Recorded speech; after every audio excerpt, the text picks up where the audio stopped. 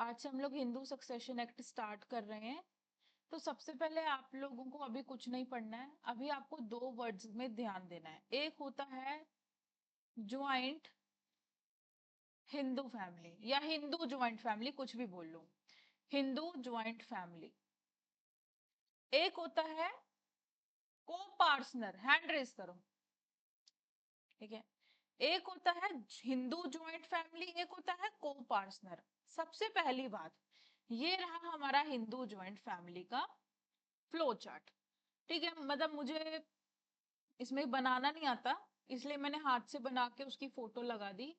तो joint Hindu family में क्या रहता है कि एक मेल है, ये इसकी वाइफ, इसका एक बेटा, एक बेटी और एक दूसरा बेटा, son one, daughter one, son two, ठीक है।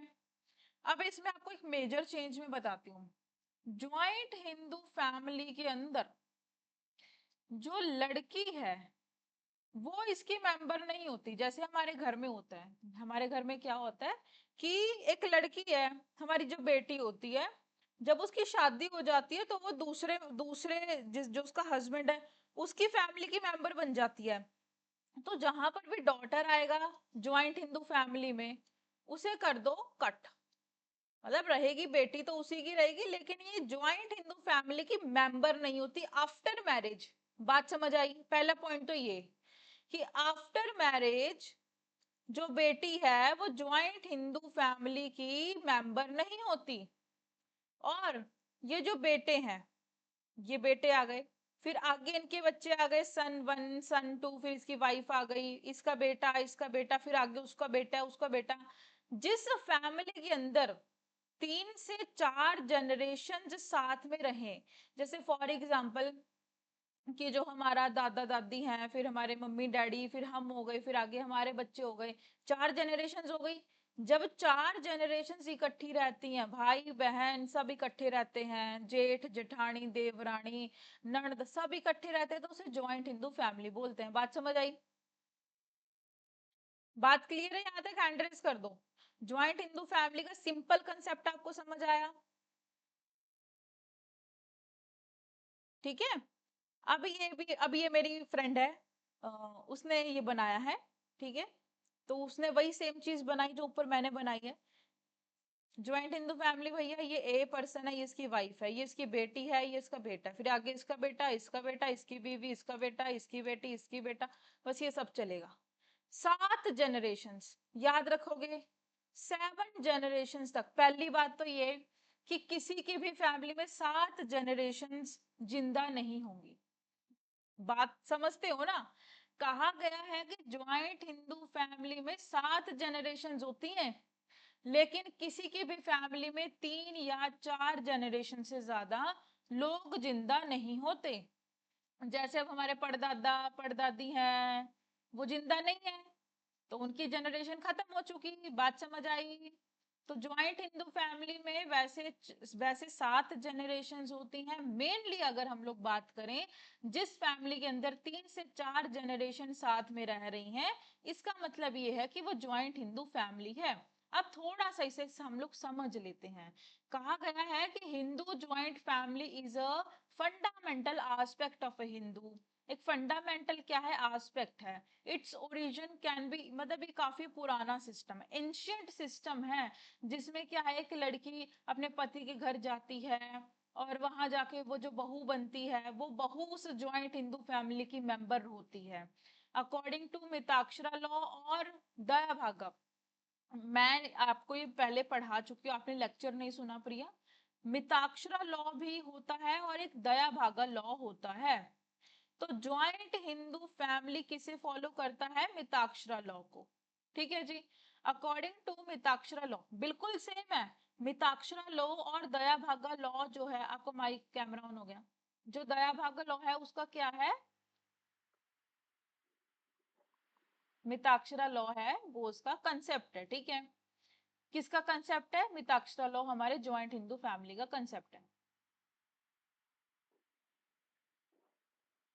A Hindu joint family consists of a common ancestors. बात समझ आई? एंसेस्टर का मतलब क्या समझते हो? पूर्वज। लिख लो हिंदी में। ये जो भी बच्चे रिकॉर्डिंग सुनेंगे मैं उन्हें भी बोल रही हूँ, सिर्फ रिकॉर्डिंग सुनते रहें और लिखें कुछ ना।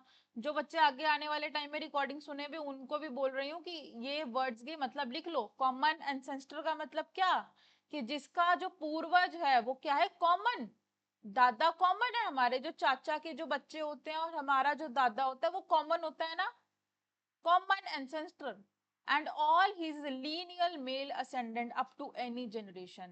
और कहते हैं कि ये क्या है? लीनियल का मतलब मैंने बता दिया, एक लाइन में जितने भी मेल होंगे, जितने भी मेल, हमारे दादा, चाचा, चाचा हो गया, ताया हो गया, ठीक है जी, हमारा परदादा हो गया, फिर आगे हमारा बेटा हो गया, वो सब, वो सारी जनरेशन मिलती हैं विद वाइफ। वाइफ इंक्लूड रहेगी और अनमैरिड डॉटर भी इंक्लूड रहेगी। हैंड रेस कर दो। एक उसकी, एक तो उसकी वाइफ, और अगर उसके हस्बैंड की डेथ हो गई तो उसकी बहू विधवा हो जाएगी, तो विडो। और जो उसकी बेटी की शादी हो गई है वो ज्वाइंट हिंदू फैमिली में इंक्लूड नहीं है। जो अनमैरिड डॉटर है वो इंक्लूड होगी। बात समझे? अनमैरिड, अभी उसकी शादी नहीं हुई। बात क्लियर है? एक बच्चा जो अभी पैदा नहीं हुआ लेकिन ऐसे चांसेस हैं कि वो मतलब पैदा होगा, तो a child in a womb is also deemed to be a member of a joint family. बात समझ आई? कि एक बच्चा जो पैदा नहीं हुआ वो भी क्या माना जाएगा? ज्वाइंट हिंदू फैमिली का मेंबर माना जाएगा। बात क्लियर है यहाँ तक? अगर बेटी क्या हो जाती है, अगर डॉटर बिकम अ विडो या फिर उसका डाइवोर्स हो जाता है तो वो परमानेंट मेंबर बन जाती है ज्वाइंट हिंदू फैमिली की। हैंड रेस कर दो। अगर तो उसकी बेटी अनमेरिड है तो बात सिंपल, अगर उसकी बेटी विडो हो गई या डाइवोर्स हो गया तो वो परमानेंट मेंबर बन जाएगी। A joint Hindu family, thus larger body consists of a group। कहते हैं कि ज्वाइंट हिंदू फैमिली के अंदर एक बड़ी बॉडी है। बड़ी ऐसा नहीं है कि न्यूक्लियर फैमिली में क्या होता है कि माँ बाप और उनके बच्चे, लेकिन इसमें ऐसा नहीं होता। इसमें हर तरह के होते हैं। स्पिंडा, स्पिंडा का मतलब मैंने बताया था, स्पिंडा का मतलब पिंड, कि भैया जहां से जन्म हुआ है, जिन लोगों का जहां जन्म हुआ है वो वहीं पर इकट्ठे इकट्ठे होके रह रहे हैं। कुछ क्वेश्चन पूछना है क्या? अब है larger body consist of a group of persons who are united by the tie of a sapinda. बात समझ आई? जो लोग क्या रह रहे हैं? इकट्ठे ग्रुप बना के रह रहे हैं, इकट्ठे, united, tie of sapinda arising by birth. बात समझ आई? हम इस घर में रह रहे हैं बाय बर्थ, हमारा जन्म हुआ है, हमारे दादा दादी हैं, ठीक है, हमारे पेरेंट्स हैं, हमारे चाचा चाची, ताया ताई हैं, वो सब यहाँ इकट्ठे रह रहे हैं। चाहे हम, फॉर एग्जाम्पल एडॉप्शन भी आएगा। क्वेश्चन पूछ रहे हो क्या आप कोई? माई कौन है आपका?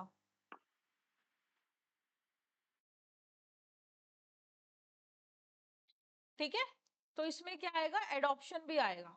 मतलब कि एक ज्वाइंट हिंदू फैमिली में, एक ज्वाइंट हिंदू फैमिली में क्या आएगा?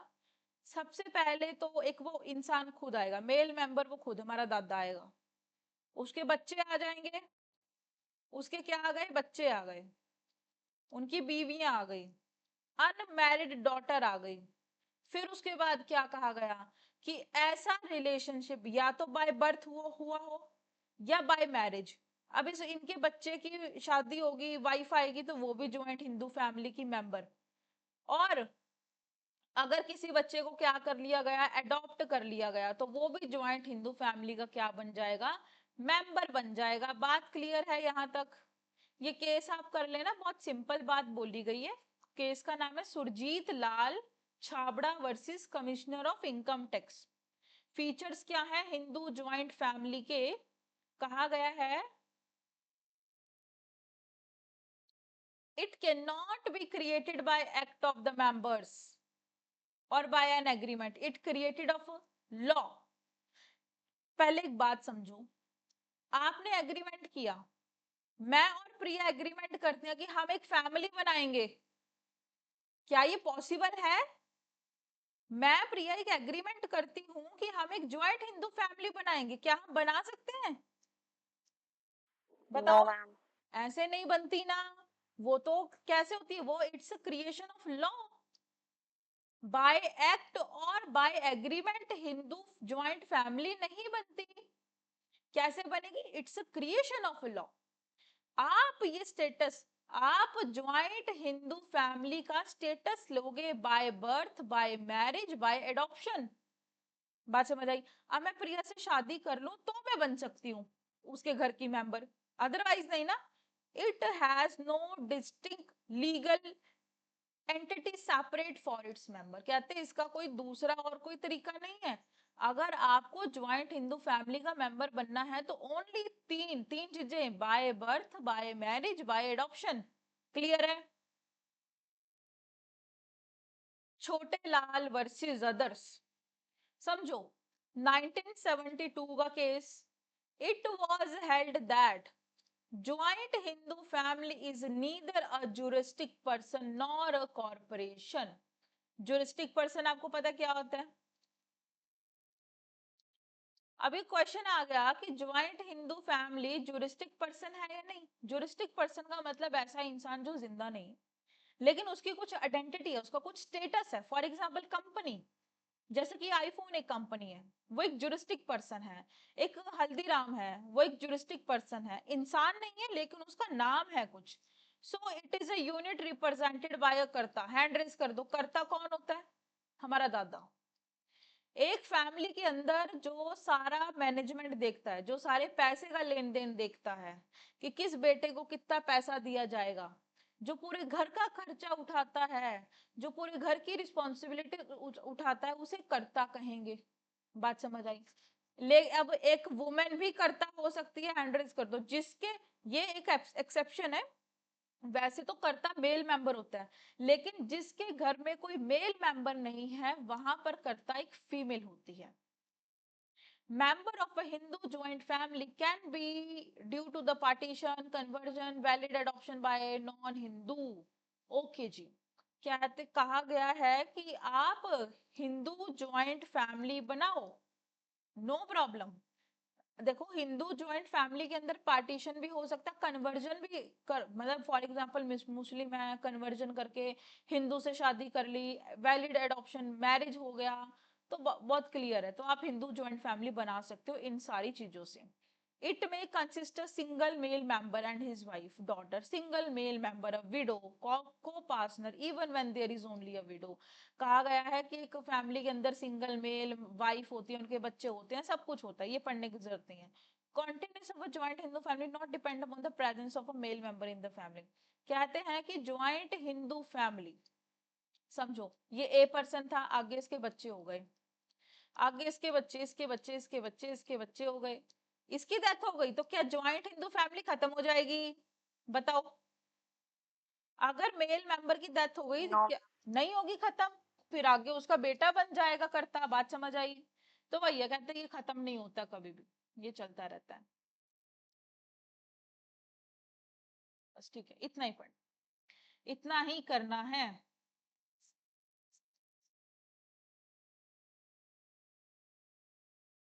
अच्छा एक ये पॉइंट आप देखो, management of a joint family. The affairs of a joint family are managed by the head of the family, manager, karta, father. If a living would generally karta of a joint, father जो होता है वो हमेशा क्या होता है? कर्ता होता है एक ज्वाइंट हिंदू फैमिली का। अब मैं आपको पहले बता दूं, ये कंसेप्ट सिर्फ हिंदू लॉ में अप्लाई होगा, मुस्लिम के लिए ये अप्लाइड नहीं होगा, ठीक है? So he is consider as a representative of a family. जो कर्ता इंसान है उसे क्या माना जाएगा? उसे माना जाएगा रिप्रेजेंटेटिव, कि वो रिप्रेजेंटेटिव है किसका? हमारी फैमिली का। सुप्रीम इन द मैनेजमेंट, वो सबसे सुप्रीम रहता है फैमिली में। फादर इज नॉट अलाइव, अगर अगर फादर की डेथ हो जाती है तो जो भी सीनियर मोस्ट मेंबर होता है फैमिली का, चाहे वो लड़का हो चाहे वो लड़की हो, वो बन जाता है कर्ता। लेकिन एक जो माइनर बच्चा है वो कभी भी कर्ता नहीं बनता। हैंड रेस कर दो। कर्ता सब बनेंगे।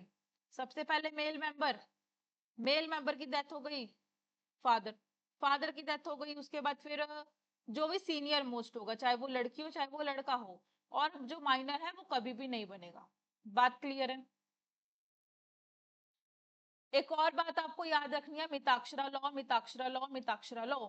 अगर किसी भी बच्चे ने, किसी को नहीं पता कि मिताक्षरा और दया भागा में क्या फर्क है, तो मेरे पहला या दूसरे लेक्चर देख लेना हिंदू मैरिज एक्ट का, उसमें बहुत अच्छे से मैंने एक्सप्लेन किया। ठीक है, अभी मैं दोबारा इसमें नहीं करवाऊंगी। मिताक्षरा लॉ क्या है? The member of a Hindu undivided family has got following rights. कहते हैं अनडिवाइडेड फैमिली, हैंड रेस कर दो। अनडिवाइडेड मतलब अभी इन्होंने पार्टीशन नहीं किया प्रॉपर्टी का, सब इकट्ठे रह रहे हैं।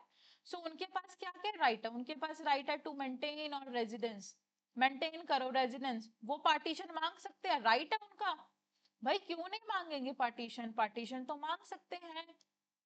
और ये अकाउंट्स के लिए, पैसे के लिए भी पूछ सकते हैं कि कितना खर्चा कहाँ हो रहा है, पोजेशन के लिए, इंजॉयमेंट के लिए, इनके पास सारे राइट है भैया। बात क्लियर है यहाँ तक? ज्वाइंट हिंदू फैमिली का जो टॉपिक है वो क्लियर। यहाँ पे मेंबर्स लिखे हैं तो ये मेंबर आप पढ़ लेना, बस ये करने की जरूरत नहीं है, ना ही कोई पूछता है।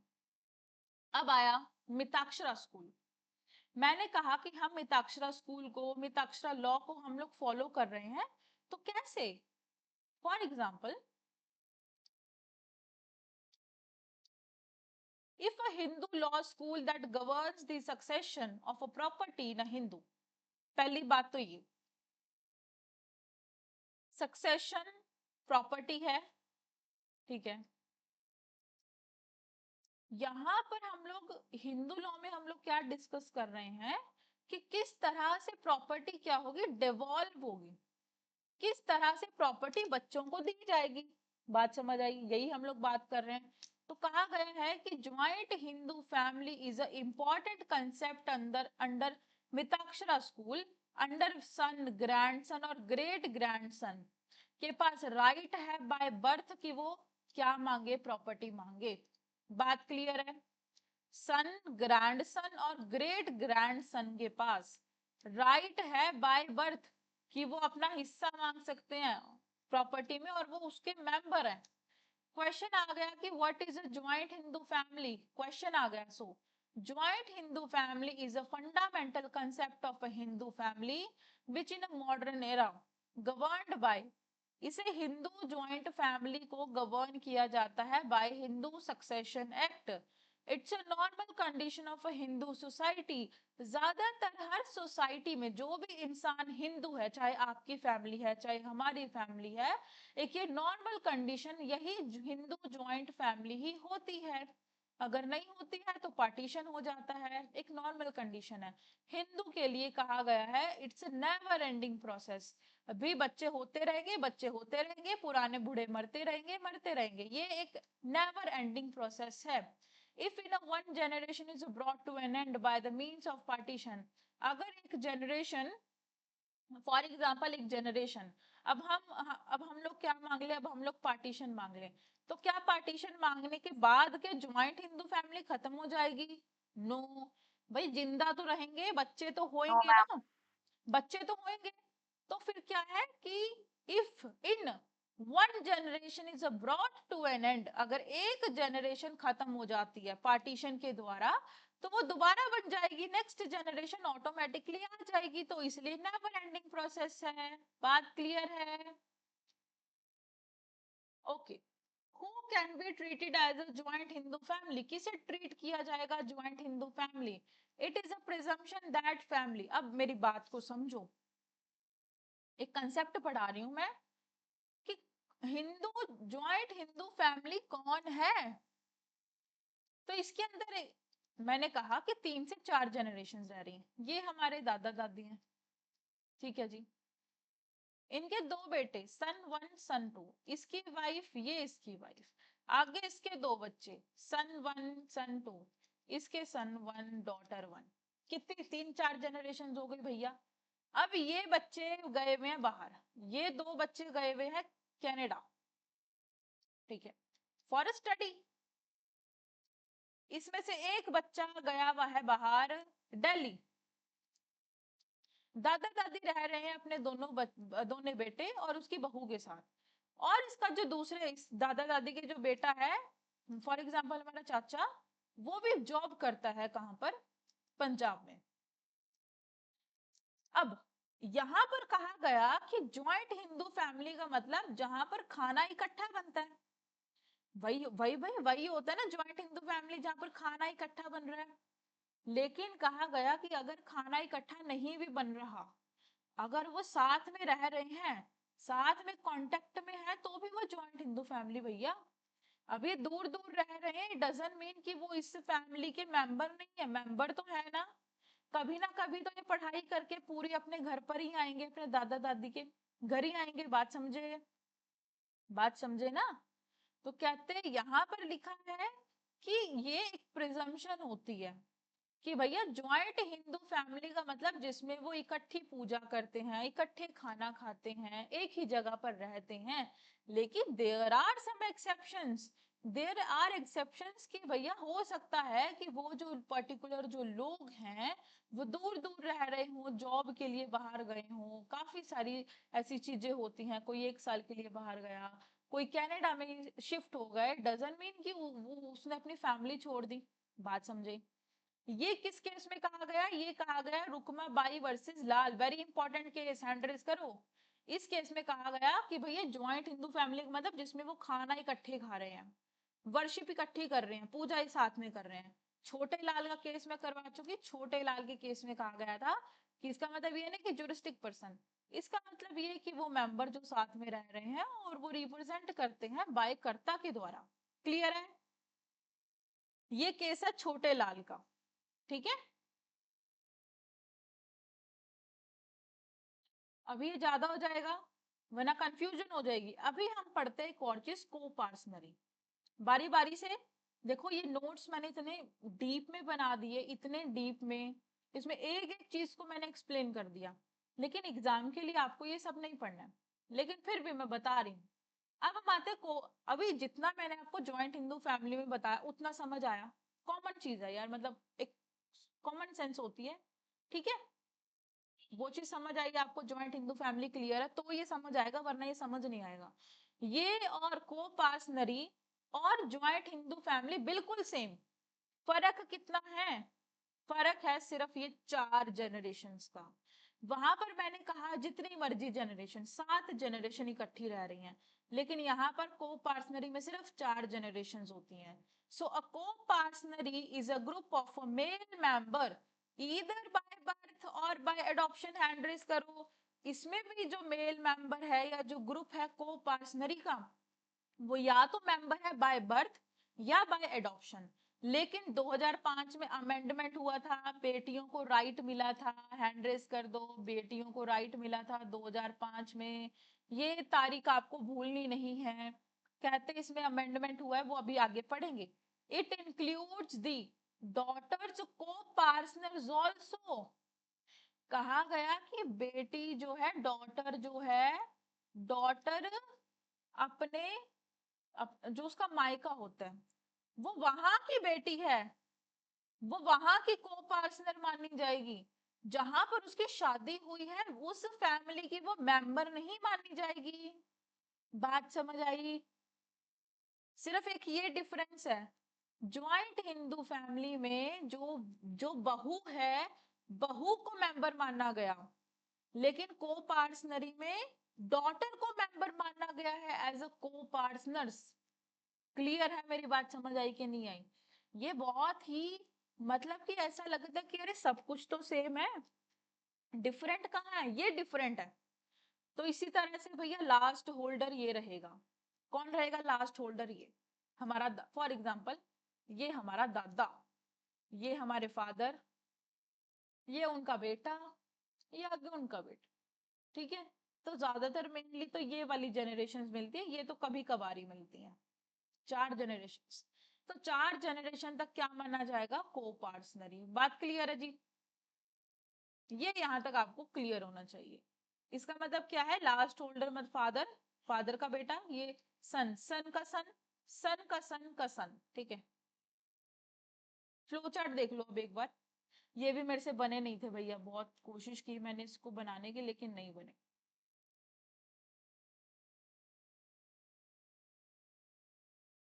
ये फादर है, इसकी डेथ हो गई, ये डेड हो गया, तो जनरेशन कहां से काउंट होगी, जो जिंदा है। ठीक है। फादर की डेथ हो गई तो जो इसका बेटा है वो जिंदा है, तो वहां से काउंट। लास्ट होल्डर, एक दो तीन, गिन लो, एक दो तीन चार, तो यहां तक है कोपार्सनरी। अगर ज्वाइंट हिंदू फैमिली की बात करें, देखो, अगर मैं ज्वाइंट हिंदू फैमिली की बात करूं तो ये पूरी जनरेशन क्या है, ज्वाइंट हिंदू फैमिली। लेकिन ये 4 जनरेशन क्या है, कोपार्सनरी। बात समझ आ गई? हैंड रेस कर दो। अगर आज ये समझ नहीं आया ना तो दोबारा नहीं समझ आएगा। और स्कूल में, स्कूल बोल रही हूँ, कॉलेज में तो बिल्कुल भी नहीं आएगा। इसकी डेथ हो गई है, इसकी डेथ होने के बाद ये लास्ट होल्डर है, तो ये यहां से काउंट करो, एक दो तीन चार, यहां तक है कोपार्सनरी। लेकिन अगर क्वेश्चन आया ज्वाइंट हिंदू फैमिली कहाँ तक है, तो यहां से लेकर यहां तक, यहाँ एंड तक ज्वाइंट हिंदू फैमिली। ये लास्ट होल्डर है, एक दो तीन चार, यहां तक है। ये कोपर्सनरी, ये ज्वाइंट हिंदू फैमिली। सेम, इसकी डेथ हो गई, इसने अपना पार्टीशन ले लिया। बात समझे? इसकी डेथ हो गई, इसने अपना पार्टीशन ले लिया, पार्टीशन लेके कहीं और जाके रहने लगा। लास्ट होल्डर कौन है? ये है। ये लास्ट होल्डर, एक दो तीन चार, यहां तक। इसकी डेथ हो गई, इसकी भी डेथ हो गई, इसकी भी डेथ हो गई, ये लास्ट होल्डर, एक दो तीन चार। अब कोपार्सनरी कोई पूछे तो समझा दोगे कि क्या होता है कोपार्सनरी?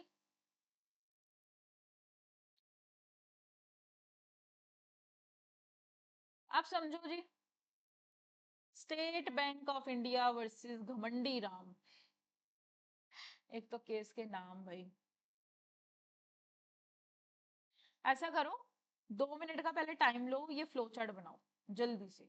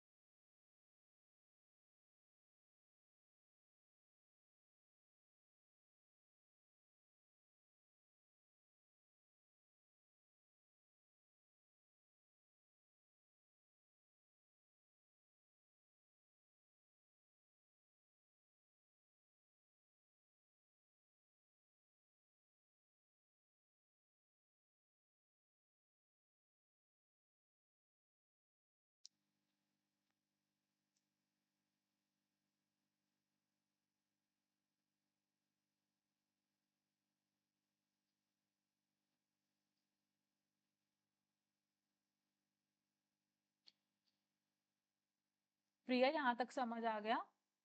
बहुत इंपॉर्टेंट है। मतलब कि अभी मैं सोच रही थी, हमारी, देखो, आपने देखा होगा कि मैं टाइम वेस्ट नहीं करती। जो चीज मैंने एक बार आपको क्लियर करवा दिया तो करवा दिया, है ना? मतलब मैं दोबारा उस चीज पे जाती नहीं हूँ भाई। हमारी मैडम, कोपार्सनरी में 4 जनरेशन होती हैं, 4 डिग्री लगी रहती है। हमारी मैडम लगी रहती थी, लगी रहती थी, एक ही लाइन पे हजार हजार बार। तो कभी टाइम नहीं वेस्ट करना चाहिए। मेरे, मैं तो ये मानती हूँ कि टाइम वेस्ट मत करो, ना अपना करो ना बच्चे का करो। मेरी मैडम ने, आप मानोगे, हिंदू सक्सेशन एक्ट उसने कितने दिन में पूरा करवाया? 12 दिन में। 12 दिन। वो लगी रही। पहले तो एक लेक्चर हमारा हिंदू ज्वाइंट फैमिली में, इसमें इतनी जनरेशन्स होती हैं। कर्ता, कर्ता का मतलब ये, बस वो लगी रहती थी, लगी रहती थी भाई। हम तो, अब मुझे याद आ गई, अचानक से मेरे को उसकी याद आ गई, हम ये पढ़ रहे हैं ना, तो भैया इतना टाइम वेस्ट नहीं करना चाहिए ना अपना ना बच्चे का, सही बात है ना। बस पढ़ाते जाओ और समझते जाओ। अब है, केस का नाम है State Bank of India versus Ghamandi Ram, 1969 का केस है। Observed that coparcenary property is held in the collective ownership by the copartners in a quasi corporate capacity. अब ये मतलब आपको इसका समझ नहीं आएगा, अभी नीचे पढ़ाऊंगी तो समझ आएगा। मैंने क्या बोला, मिताक्षरा को फॉलो करता है। Mitakshara coparcenary is created by operation of law. Hand raise कर दो। मैंने कहा कि जो मिताक्षरा को पार्सनरी है या हिंदू ज्वाइंट फैमिली है, वो ना ही एग्रीमेंट से बनेगी ना ही एक्ट ऑफ पार्टी से, वो बनेगी तो ऑपरेशन ऑफ लॉ से ही। इतनी बात क्लियर। और but where a son or daughter is taken in adoption is assimilation by the act of a parties। कहा गया है कि एक्ट ऑफ पार्टीज इंक्लूड नहीं है, लेकिन अब फॉर एग्जांपल मैं किसी बच्चे को अडॉप्ट कर रही हूँ तो वो कैसे है, वो बाय एक्ट ऑफ पार्टीज हो रहा है। मैं किसी बच्चे को अडॉप्ट कर रही हूँ, वो एक्ट ऑफ पार्टीज है तो वो भी इंक्लूड है। हैंड रेस कर दो, ये एक्सेप्शन है। क्लियर है। एक बार दोबारा से रीड करो, कंफ्यूजन नहीं होनी चाहिए। उसमें था कि नहीं नहीं कर सकते, लेकिन मिताक्षरा को पार्सनरी की बात, मिताक्षरा ना ही लॉ ना ही मिताक्षरा स्कूल, क्या लिखा है, Mitakshara coparcenary is created by operation of law and not by agreement of parties but where a son और daughter is taken in adoption, then वो है भाई बैक, वो एक्ट ऑफ पार्टीज हो सकता है। Supreme Court further laid down the special features of Mitakshara co-parsonary। अब आपसे क्वेश्चन आ गया कि को-पार्सनरी के फीचर्स बताओ, तो पहले केस का नाम लिखो कि इस केस के अंदर सुप्रीम कोर्ट ने ये फीचर्स बताए हैं। The male descendant up to 4 generations. Hand raise करते जाओ, कोई भी कंफ्यूजन नहीं रहनी चाहिए कि भैया इसके अंदर मेल मेंबर होगा, मेल डिसेंडेंट होगा 4 जनरेशन तक, उसके बाद नहीं। उसके बाद आती है joint Hindu family from a common, common उसका जो पूर्वज, एंसेस्टर मतलब कॉमन पूर्वज होगा, या तो उसे मिला है बाय बर्थ। ठीक है, बाय बर्थ कॉन्स्टिट्यूट को पार्सनरी, कि बाय बर्थ ही बनाएंगे भैया, हम एक फैमिली बनाएंगे तो बाय बर्थ बनाएंगे, सिंपल। ये मत पढ़ो। ठीक है, coparceners have a right by birth in a property. Hand raise कर दो। को पार्टनर्स के पास बाय बर्थ से राइट आ गया। The moment the person is born in a family, जब एक छोटा बच्चा पैदा हो गया, जब किसी बच्चे का जन्म हो गया ना किसी फैमिली में, उसका राइट वहीं से अराइज हो गया कि वो प्रॉपर्टी एक्वायर करेगा। Has a right of a common enjoyment and use of all kind of properties, कि वो जो बच्चा पैदा हुआ है जिस भी फैमिली में हुआ है, अब वो चाहे अमीर है चाहे गरीब है, जो भी उनकी प्रॉपर्टी है जो भी है, उसका राइट वहीं से अराइज, जब वो पैदा हुआ उसका राइट वहीं से अराइज हो जाएगा। These members of the co-parsonary has a right to demand partition। ऐसा नहीं है कि वो पार्टीशन नहीं मांग सकते, वो पार्टीशन मांग सकते हैं। हैंड रेस याद रहेंगे, 4 पॉइंट कराए अभी। पार्टीशन मांग सकते हैं, so long there is no partition, each of the co-partner has a control over the entire property। अगर पार्टीशन नहीं हुआ तो सारे मेंबर्स का क्या रहेगा, कंट्रोल रहेगा प्रॉपर्टी पर, इक्वली इक्वली कंट्रोल रहेगा। अगर अगर तो पार्टीशन हो गया तो अपना अपना हिस्सा देखो, अगर पार्टीशन नहीं हुआ तो सबका राइट है। Their ownership and right of joint possession are common. बात समझे। ओनरशिप का मतलब समझते हो, ओनरशिप का मतलब क्या है कि भैया आप उसके मालिक हो, आपके पास राइट है उसे यूज करने का, इंजॉय करने का। So there can not be एनी, नहीं, there ownership and right of joint possession are common. कहा जो ओनरशिप होगी, अब 4 भाई, बंटवारा नहीं हुआ तो चारों ओनर है। हैंड रेस कर दो, सिंपल बात, चारों ओनर रहेंगे। अगर पार्टीशन हो गया तो फिर वो अकेला अकेला ओनर हो जाएगा। There can not be any transfer of coparcenary property. कहते आप को पार्सनरी प्रॉपर्टी को बेच नहीं सकते, सॉरी सॉरी बेच नहीं, आप उसे ट्रांसफर नहीं कर सकते unless necessity of such transfer is approved. अगर सारे मेंबर्स अप्रूवल देंगे, सारे मेंबर बोल देंगे कि हाँ भैया पैसे की जरूरत है, ये हमारे पूर्वज की प्रॉपर्टी से बेच दो, तो बेच देंगे, अदरवाइज वो नहीं बेच सकता। हैंड रेस कर दो। देखो कितनी कॉमन सेंस है। अब बच्चे इसे पढ़ेंगे, अपने बच्चे इसे इंग्लिश में पढ़ेंगे, कहेंगे भैया समझ ही नहीं आ रहा, कितना मुश्किल है, लेकिन सब आसान है। हम हमारी लाइफ में यही सब चीज तो हम लोग देखते आए हैं अभी तक। लास्ट पॉइंट, आखिरी फीचर क्या है इसका, on the death of any of the को पार्टनर। कहते हैं जब भी किसी को पार्टनर की डेथ हो गई, so his share devolve on the other copartner by rule of survivorship, not by succession. अब मैं आपको सर्वाइवरशिप का रूल बताती हूँ, ठीक है। सर्वाइवर, सर्वाइव स्पेलिंग लिख लो, सर्वाइवरशिप। कहा जाता था कि जो जिंदा रह गया उसे प्रॉपर्टी मिल गई, जिसकी डेथ हो गई उसे प्रॉपर्टी नहीं मिलेगी। बात समझ आई? ऐसा होता है फॉर एग्जांपल कि ये ए पर्सन, इसके चार तीन बेटे, बी सी डी, तीन बेटे, इसकी एक वाइफ, इसकी एक वाइफ, इसकी एक वाइफ। सी की हो गई डेथ, ये भी जिंदा है, बाकी सब जिंदा है, सी की डेथ हो गई, तो प्रॉपर्टी का कितना हिस्सा होना था? चार हिस्से होने थे, एक ए, एक बी, एक सी और एक डी, चार हिस्से। सी की डेथ हो गई तो सी को हिस्सा नहीं मिलेगा, ना ही उसकी वाइफ को कोई हिस्सा मिलेगा, ना ही उसके बच्चों को कोई हिस्सा मिलेगा। तो यहां पर क्या कहा गया कि अगर किसी की डेथ हो गई तो जो रूल ऑफ सर्वाइवरशिप है ना, रूल ऑफ सर्वाइवरशिप, वो लग जाएगा। बात समझ आ गई? रूल ऑफ सर्वाइवरशिप लगेगा, मतलब जिसकी डेथ हो गई उसका पार्टीशन खत्म, उसकी प्रॉपर्टी खत्म, उसे प्रॉपर्टी नहीं मिलेगी। लेकिन आज के टाइम पर इस रूल को फॉलो नहीं किया जाता।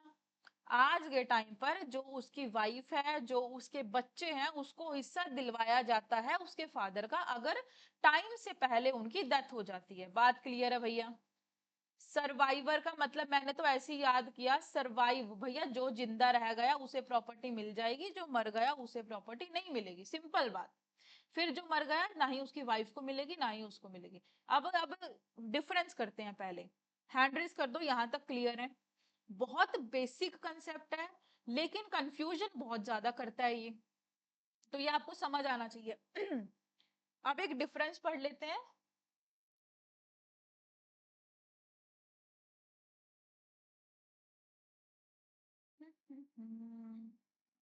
ऐसा करो, 2 मिनट ये सारे फीचर्स इसके रिवाइज करो।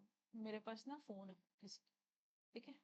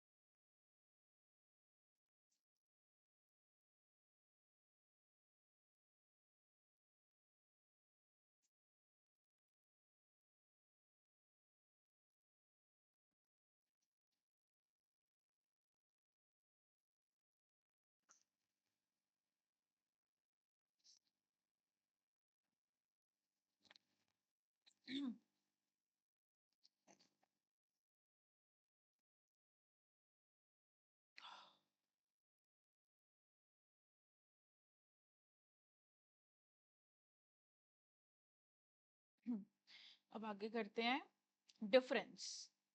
डिफरेंस, मैं कब से आपको मिताक्षरा मिताक्षरा पढ़ा रही हूँ। अब हम लोग इसका डिफरेंस एक बार देख लेते हैं।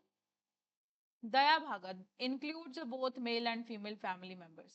Focus on a male member of the family. Mitakshara में ज्यादा फोकस दिया जाता है मेल मेंबर को, लेकिन दया भागा में दोनों मेंबर को इक्वली ट्रीट किया जाता है। Child gain right after father birth, देखो ये एक डिफरेंस है, बहुत इंपॉर्टेंट है यही वाला डिफरेंस, वेरी इंपॉर्टेंट। कि जब कोई बच्चा, मैंने क्या बोला कि जब बच्चा पैदा होगा उसको तभी राइट मिल जाएगा, लेकिन ये चीज मिताक्षरा में है। दया भागा में ऐसा नहीं है, जब फादर की डेथ होगी तो बच्चे को प्रॉपर्टी मिलेगी। बात समझ गए? ये एक मेजर डिफरेंस है कि जब फादर की डेथ होगी तो बच्चे को प्रॉपर्टी मिलेगी, और इसमें ऐसा नहीं होता। Involve physical separation and individual ownership, partnership is based on the defined shares. कहते हैं इसमें पार्टनरशिप होगा तो जो भी शेयर होंगे उसके अकॉर्डिंगली होगा, लेकिन इसमें है कि फिजिकली सेपरेशन भी आप ले सकते हो, इंडिविजुअल ओनर हो सकता है किसी प्रॉपर्टी का, नो डाउट। छोड़ दो ये वाला करने की जरूरत नहीं है। जो बच्चे रिकॉर्डिंग सुन रहे हैं मैं उनको भी बोल देती हूँ। एक तो जो मैंने आपको पहले करवाया था डिफरेंस फर्स्ट सेकंड क्लास में, वो डिफरेंस आपको याद रखना है, ये वाला डिफरेंस आप याद मत रखना। प्रोवाइड स्त्री धन एंड इक्वल राइट्स। अभी स्त्री धन हम लोग पढ़ेंगे, तो सिंपल याद रखो कि यहाँ पर स्त्री धन दिया जाता है, women have a limited rights. Women के पास क्या है, लिमिटेड राइट्स होते हैं, और वो पार्टीशन को डिमांड नहीं कर सकता। ये लास्ट वाला डिफरेंस भी छोड़ दो, ये मत करना, ठीक है। ये स्त्री धन वाला ये इंपॉर्टेंट है। क्लियर है? मेन मेन डिफरेंस आपके क्लियर हो गए।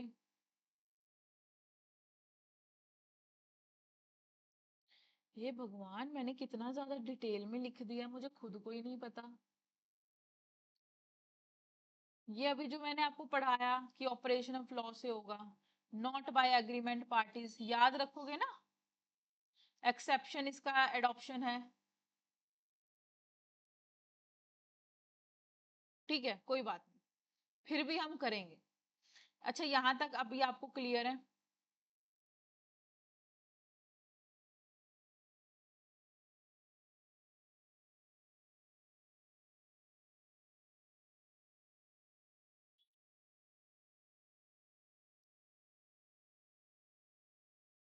एक ये डिफरेंस हम लोग देखते हैं, ज्वाइंट हिंदू फैमिली का और हिंदू अनडिवाइडेड फैमिली का। अभी मैंने पढ़ाया joint Hindu family is presumed, ये प्रिजम्पशन है, एंड यहाँ पर कोई प्रिजम्पशन नहीं होती है। प्रिजम्पशन है मतलब अगर चार भाई इकट्ठे रह रहे हैं तो प्रिजम्पशन है कि जॉइंट हिंदू फैमिली है। हिंदू अनडिवाइडेड फैमिली में कोई कोई भी वो नहीं हम लोग कर सकते प्रिजम्पशन, क्योंकि हो सकता है कि वो भाई भाई अलग अलग रह रहे हो लेकिन साथ में हो, तो वो ज्वाइंट हिंदू फैमिली बन जाएगी। ऐसा हो सकता है कि वो साथ में रह रहे हो लेकिन अलग अलग खाना पीना करते हो, तो वो Hindu undivided family. So there is a no presumption but there is a presumption. बात समझ गए ना मैं क्या कहना चाह रही हूँ? मतलब आपको बात समझ आई ना?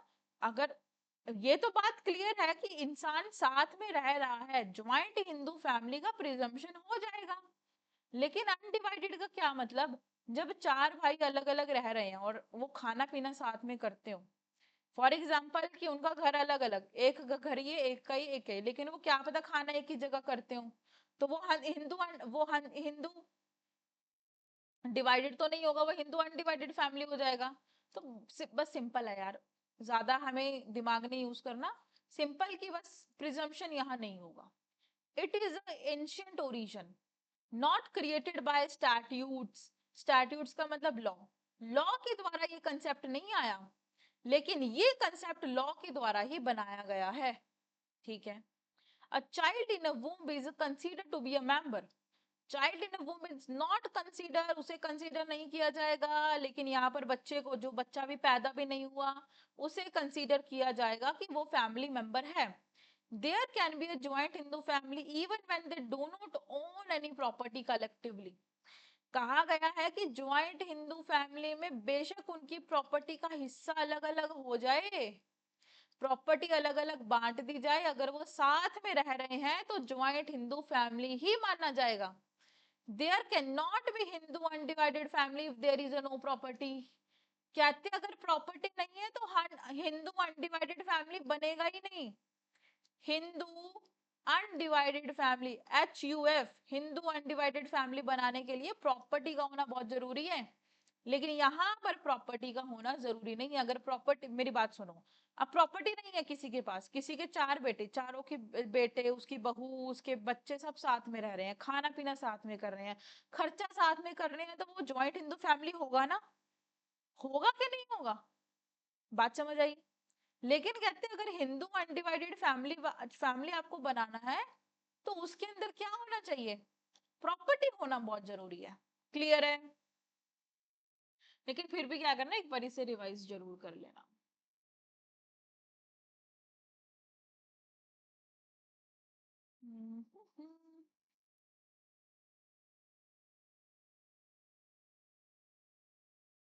यहाँ तक पढ़ा दिया था, ये पढ़ लेते हैं. What is a composition of a joint Hindu family का क्या कंपोजिशन रहेगा? सुरजीत लाल छाबड़ा, ये करवा चुकी कमिश्नर वाला. ज्वाइंट हिंदू फैमिली में कंसिस्ट हो गए all members, all male member, descendant, सारी generation, mother, wife, unmarried daughter. पढ़ा दिया ना? अनमैरिड डॉटर होगी लेकिन उसकी जो बहू, उसकी जो बेटी है जिसकी शादी हो गई वो नहीं. गुर नारायण दास, गुरथाल दास, 1952 का केस.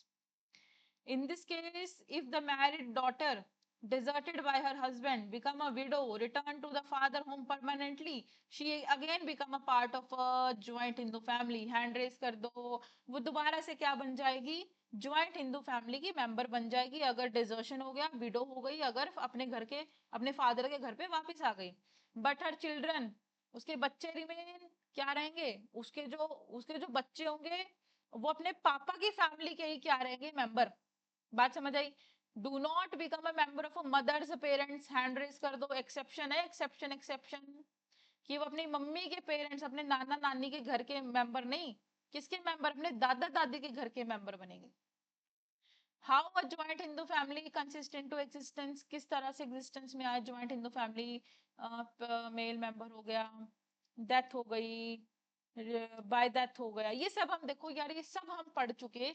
लेकिन मैंने इसे क्वेश्चंस में इसलिए लिखा है ताकि अगर कोई क्वेश्चन आपसे पेपर में पूछ लिया जाए तो आपको पता लगे क्या लिखना है.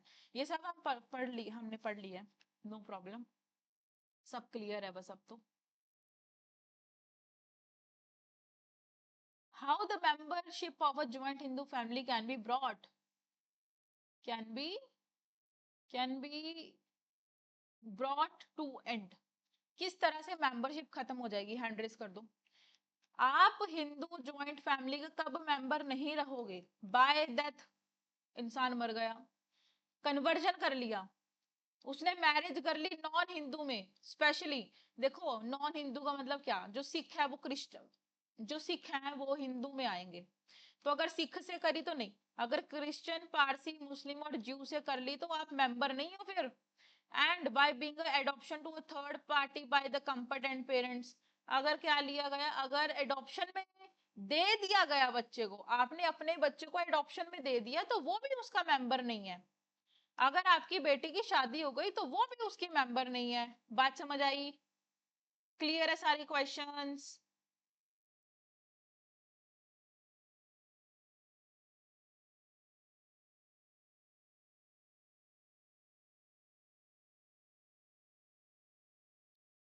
कहा गया है कि जो ज्वाइंट हिंदू फैमिली है क्या उसे कंटिन्यू किया जा सकता है by male member only.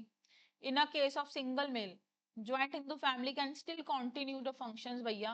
Of course, वो जो एक लड़का है, अगर वो एक बेटा है तो भी उसे कंटिन्यू कर रहा है, कोई दिक्कत वाली बात नहीं है.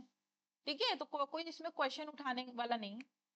फिर है whether a single female member of a family widow can form a joint Hindu family.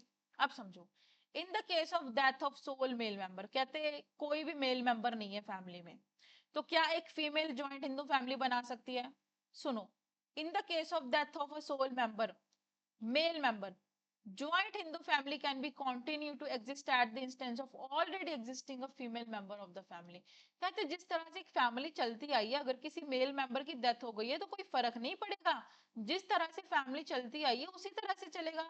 The term continence is different from the term starting or forming a.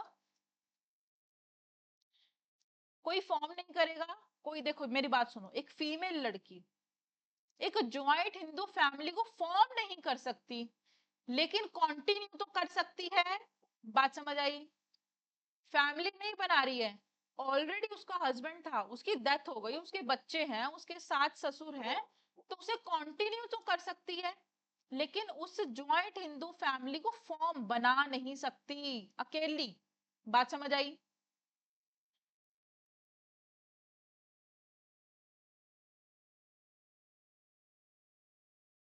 ये सब पढ़ लिया भैया, सब आयो, मेरे भगवान, मैंने इतना सारा कैसे लिख दिया.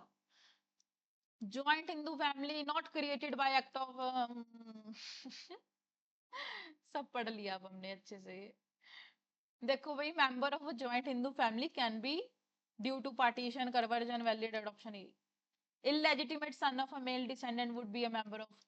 अब मेरी बात सुन लो, ये इंपॉर्टेंट पॉइंट है कि जो इलेजिटिमेट चाइल्ड है वो भी मेल मेंबर जो है वो भी वैलिड है, वो भी मेंबर माना जाएगा ज्वाइंट हिंदू फैमिली का.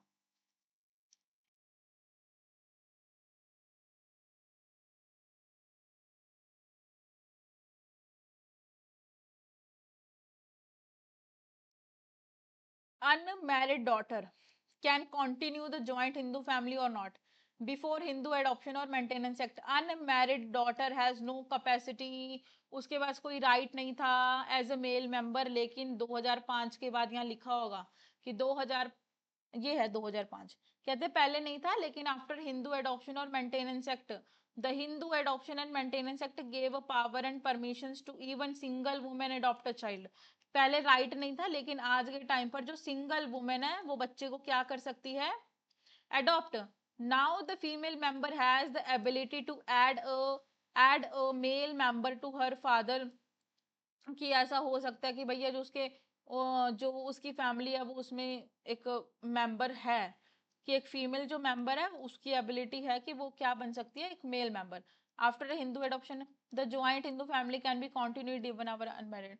अगर उसकी शादी हो गई है तो वो शादी के बाद भी उस चीज को क्या कर सकती है, कंटिन्यू कर सकती है. बात क्लियर है? बाकी 2005 का आपको पता होगा, 2005 में प्रॉपर्टी का राइट आया था, बाकी हम लोग कल करेंगे. ठीक है, आज के लिए इतना ही बहुत है, वरना दिमाग के ऊपर से चला जाएगा. ठीक है.